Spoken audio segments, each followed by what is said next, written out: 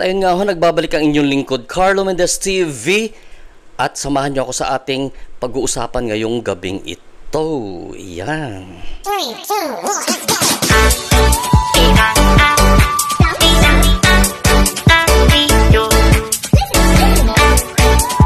At ayun nga ho guys, ang pag-uusapan natin ngayong araw na ito ay ang kadalasang kamalian na nagagawa nating mga small YouTuber. So kung ano-ano ito, abangan natin. So ang una hong madalas na nagiging mali ho natin sa pagba-vlog is number 1.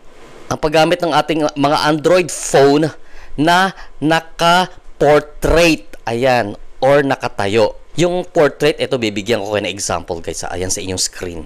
Ganito ho ang example ng portrait na pagba-vlog. Yung nakatayo yung camera. Yung pang ano ba, pang TikTok o kaya pang Facebook, ayan ho guys. At ang susunod ho na madalas na mali natin na nagagawa ay ang paggamit ho ng mga music na copyrighted. Ayan. So, ang mga copyrighted ho na mga music na ginagamit natin sa ating mga vlogs na hindi natin namamalayan is yung mga kagaya ng mga kanta ng mga singers, mga artists, no? Na walang pahintulot kasi hingi ka talaga ng pahintulot din sa mga yan bago mo magamit. So, kadalasan, kung hindi tayo aware sa sinasabi na copyright, no, na-violate natin yan sa vlog natin kasi akala natin okay lang mag-put up, maglagay ng background na kahit ano, pero later on, kapag ka naka-publish na ho yan yung ating vlog, magugulat tayo, may kikita tayong notification doon sa ating dashboard, YouTube dashboard na meron ho tayong copyright strike. So ang kadalasan ho, ang delikado dyan sa copyright na yan guys, no, is pag nakatatlo kang copyright strike, kabayan, chick, automatic terminated na ang inyong YouTube, ang ating YouTube account. Ayan. So iwasan natin ho ang paggamit ng mga copyrighted na mga background music. Meron ho sa YouTube, mag-search tayo doon sa mga no copyright na mga music at pwede natin yang i-apply sa ating mga vlog. Huwag tayong gagamit ng mga, lalo pa yung mga sikat na mga songs, no? Kahit hindi pa sikat, basta once na pag-aari ng iba at hindi niya pinapahintulutan na gamitin, makaka-copyright ho tayo dyan, kabayan. Okay? So, iwasan natin ho yan lahat para lahat happy lang. Alam nyo yan. And, ang isa pa, itong napag-usapan natin kanina, yung music background na ginagamit natin sa ating mga vlog, no? Kadalasang mali na ginagawa natin is malakas ho ang background music kesa sa ating boses. So, hindi na ho halos talaga marinig na mga nanonood sa atin ang ating mga sinasabi at ang ating boses. So, nawawala ng gana yung mga taong manood, guys. Kasi, nakita ko yan, real talk, lalo pa sa ibang platform na social media, mga comment doon, sana naman nilakasan mo pa yung nilakasan mo pa yung sounds, mga ganun yung mga comment. Ayan. Kasi nga ho, hindi nagbabalance. So sa pag-edit naman kasi ho, makikita natin doon yung volume, ibabalance natin or pwede natin hinaan yung pwede naman natin hinaan yung mga volume ng ng background music natin at iangat natin yung ating boses kasi ang importante sa lahat marinig ng mga nanonood yung mga sinasabi natin, hindi yung sa music. Okay guys, ayan ho. Ba't ka galit? Papaliwanag lang. Etong, habang nagba-vlog ho tayo, nakatingin tayo sa screen dito. Ayan, yan. So, pag dito tayo nakatingin sa screen, ayan, tingnan nyo ako. Saan ako nakatingin? Parang doon ako nakatingin sa tagiliran. Diba guys? Ugaliin ho natin na tumingin sa lens ng camera dito. Ayan, yan yung lens na yan. Ayan. Yung camera mismo, yung lens ng camera natin. Kasi pag nasa screen tayo tumingin, kabayan, parang iba yung kausap natin. Ayan. So, parang hindi interesting sa mga manonood. Okay, guys? Ayan ho. At ang pang-anim ho, kabayan, ay yung hindi tayo marunong tumanggap ng criticism. Okay. So, i-differentiate muna natin ang criticism sa bashing. May mga criticism kasi na constructive criticism, yung nakakatulong sa atin constructively.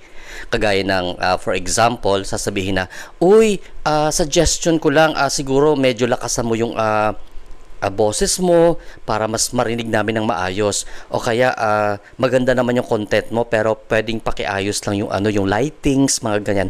That is constructive criticism para makatulong sa atin. Pero may mga negative criticism kasi no na parang nakaka-hurt. Ayun. So ang bashing naman, kabayan, yung ano ba yan? Ano ba ang klaseng vlog yan? Trying hard naman to mag-vlog. Ano ba namang klaseng yan? Gaya naman to sa ibang tao. Mga ganun, mga basher. Ayan. So actually, huwag kayong magpapa-apekto sa mga bashers kasi i-share ko lang sa inyo. Dati ho, nang hindi ako naggaganitong content, may community ho kami. Tad ho ako ng basher doon. Hindi ho naman kasi lahat ng mga tao mapiplease natin, guys, no? So, hayaan nyo sila mag-bash. Kasi alam nyo ang mga basher, nakakatulong din naman yung mga yan para pasikatin yung mga binabash nila. So hayaan nyo sila. Huwag kayong mawalan ng pag-asa, huwag kayong maapektuhan, huwag kayong ma-hurt. Hayaan mo sila. Kami nga, dumating kami sa mga point na nagdemandahan pa eh. Oo, nademanda kaya kami ng libel. Pero na-dismissed ho yung kasi wala namang kwentang kaso yung sinampa sa amin. Oo, lumaban talaga kami doon. 4 kami na mga vloggers na sinampahan ng libel case. Oo, pero nilabanan namin yon and na-dismissed siya. So ngayon, siya ngayon mag-antay ng aming ganti sa kanya. Kaya nagbago ako ng content kasi nga yun ang comfort zone ko, guys, no? Yung team namin before. So kampante na ako doon kasi ilang years na ho ako na doon sa community na yon. So sabi ko, ano ba to? Hindi ako nag-grow dito sa community na ito kasi ang tema ng community namin parang puro awayan, puro bantayan ng mga buhay ng mga buhay. Nakakababa ho ng nakaka-degrade ng pagkatao, guys. So, kaya ganitong ginawa ko. Sabi ko, magbabago tayo, lumabas tayo doon sa comfort zone and mag-explore tayo ng panibagong vlogging experience. Ayan. Kaya wag niyong pansinin yung mga yan. So, nakakatulong pa yan sa inyo, sa ating lahat, promise. At ang pinakahuli, guys, yung takot tayo magkamali. Oo. Alalahanin ho natin, wala hong perpekto sa mundong ibabaw, kabayan. Ha? Wala hong perpektong tao, walang pinanganak na perpekto.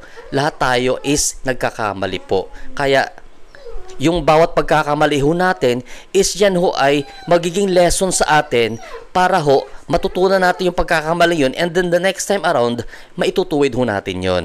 So ang sandata lang ho natin dito sa mga ganyang pagkakamali is maging strong, lumaban tayo, at ito ang passion natin. So let us make it right and precise and continue doing what is best for you. Kasi tayo naman na nakakaalam kung anong makakabuti sa atin, guys, no? So ito ang passion natin. So continue doing it. Okay? Hindi ho tayo pwedeng hindi magkamali at bawat minuto ng buhay natin ay nagkakamali ho tayo. Okay?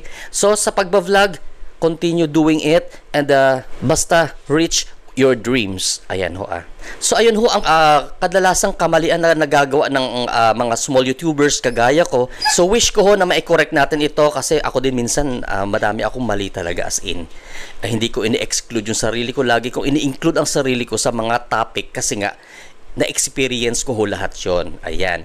So thank you so much ho sa panood sa aking video ngayon, and sana may natutunan ho kayo kahit konti at mga ideas and tips na ibinigay ko sa inyo, kabayan. Thank you so much and keep on reaching your dreams. Keep on pushing. Pero don't push so hard, basta gradually go on lang with your passion, with our passion, okay? So Carlo Medes TV is signing off and have a blessed evening to all of you guys. Bye-bye. Nagugulo na siya. Asa ko.